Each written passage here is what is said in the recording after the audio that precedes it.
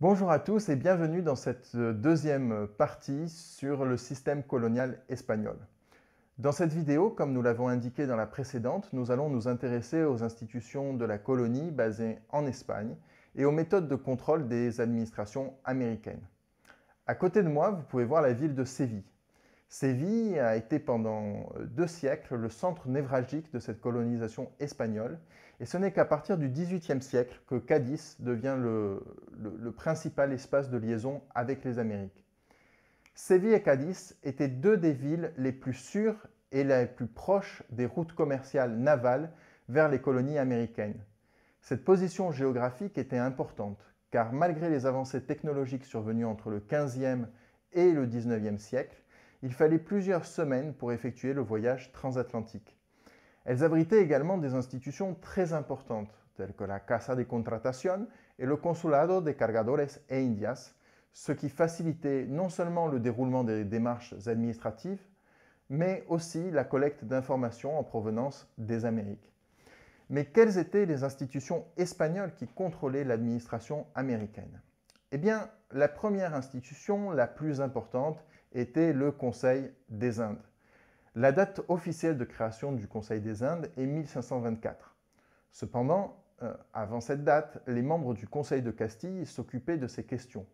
Le Conseil des Indes était notamment chargé de proposer au roi les nouvelles lois devant régir les territoires américains, d'organiser les divisions administratives de l'Amérique. Concrètement, cela signifiait que c'était lui qui décidait du nombre de vice-royautés, des gobernaciones, des cabildos, des audiencias et également de leurs frontières provinciales. Le Conseil était également chargé de proposer les noms des personnes susceptibles d'occuper les principales fonctions américaines, de passer en revue la correspondance entre l'Ancien et le Nouveau Monde, d'autoriser les livres qui pourraient être distribués en Amérique, d'approuver ou rejeter les nouvelles réglementations provenant des Indes, de diviser les évêchés, d'examiner les comptes des fonctionnaires royaux et de s'occuper de certaines des affaires militaires américaines. Elle agissait également comme Cour suprême d'appel pour les affaires importantes jugées par les tribunaux américains, la Casa de Contratación, ou lors d'un juicio de residencia. Il exerçait aussi son contrôle sur les bulles papales, c'est-à-dire que les bulles du pape pouvaient s'exercer dans les Amériques que si elles obtenaient l'approbation préalable du Conseil des Indes.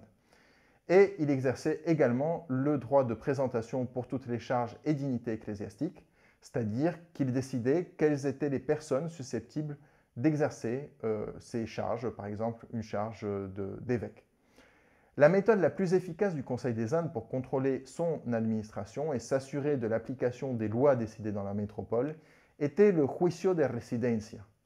Le Conseil des Indes nommait un juge pour enquêter sur les vice-rois, les gouverneurs, les capitaines généraux, les corregidores, les oidores, qui sont des juges de seconde instance, et alcaldes, qui sont des juges de première instance, à la fin de leur mandat. Le procès portait le nom de residencia, résidence, car le fonctionnaire sur lequel on enquêtait devait résider dans le lieu où il occupait son poste. Il ne pouvait pas quitter la ville où il avait pratiqué sa fonction avant d'avoir obtenu la décision du juge. Ce procès était automatique et le fonctionnaire savait dès le premier jour de son mandat qu'il serait jugé. Ce procès pouvait être sévère, systématique, public, et tous les témoignages d'Espagnols et d'Indigènes contre la personne jugée étaient recueillis. Si les peines les plus fréquentes étaient des amendes, il y avait par contre quelques peines qui ont été très sévères et des personnages comme Vasco Núñez de Balboa ou Sebastián de Belalcázar ont été condamnés à mort. Ces procès permettaient au Conseil des Indes de s'assurer de la fidélité de son administration, puisque selon le juge choisi, le degré de sévérité du juicio de residencia pouvait varier. Sous le règne de Philippe V, que vous voyez ici, le Conseil des Indes perdit une grande partie de ses prérogatives. Il conserva son rôle de plus haute cour de justice dans les affaires américaines, mais il perdit ses pouvoirs en matière militaire, civile et de nomination. Ses principales fonctions furent reprises par le secrétariat de la Marine et des Indes à partir de 1714, et qui est l'équivalent en réalité de nos ministères modernes. Une autre institution importante était la Casa de Contratación de Séville, qui fut créée en 1503. la Casa de Contratación était chargée de réglementer le commerce entre les Amériques et la métropole, de vérifier les marchandises qui transitaient dans le port, de percevoir diverses taxes telles que le Quinto del Rey, de former les navigateurs, de dresser de nouvelles cartes avec les informations des nouvelles terres découvertes, de juger les délits survenus en mer, comme ceux d'indiscipline des marins, ce qui était le plus courant, et juger aussi des cas liés au trafic commercial entre la colonie et la métropole. Pendant quelques années, avant 1539, la Casa de Contratación a fait aussi office de tribunal de troisième instance, ce qui posa des problèmes de compétence avec le Conseil des Indes.